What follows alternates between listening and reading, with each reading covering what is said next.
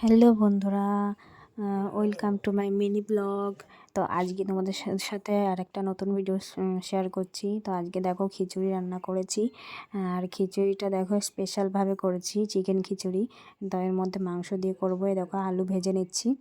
আর এদিকে চাল দিয়ে ডাল দিয়ে বসিয়ে দিয়েছি, লবণ দিয়ে দিয়েছি ওর ভিতরে। এই দেখো লবণ দিয়ে দিচ্ছি। আর এদিকে পাশে আলু ভেজে নিচ্ছি। তো এই দেখো বাইরে ভীষণ বৃষ্টি হচ্ছে। তো ওই বৃষ্টির মরশুমে কার কার খিচুড়ি খেতে ভালো লাগে অবশ্যই কমেন্ট করে জানাবে। আর এই দেখো আমি এদিকে আদা রসুন আর লঙ্কা বেটে নিচ্ছি।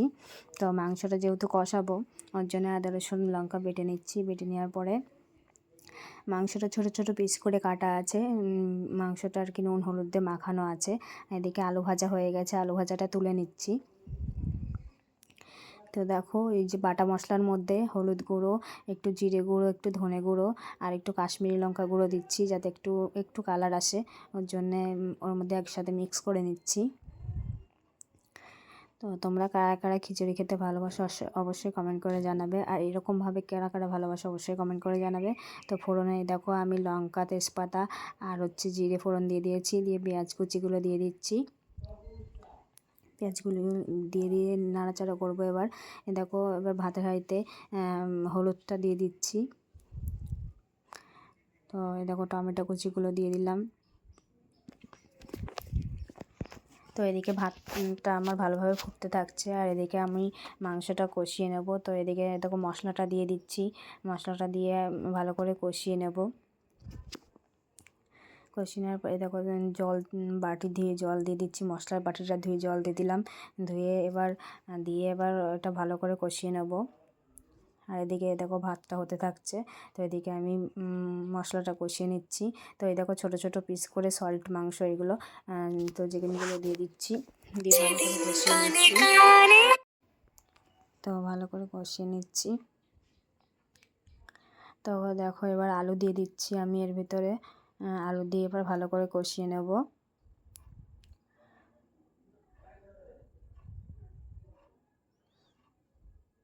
নিয়ে এবার একটু ঢাকা দিয়ে দেবো যাতে একটু ভালো করে কষানো হয়ে যায়। তো এই দেখো আমার ভালো করে কষানো হয়ে গেছে মাংসটা।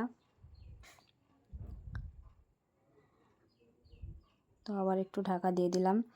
তো এ দেখো তো আমার মাংসটা কষানো হয়ে গেছে। এদিকে ভাতটাও দেখো হয়ে গেছে। তো লাস্টে ধনেপাতা ছিটিয়ে দিচ্ছি একটু।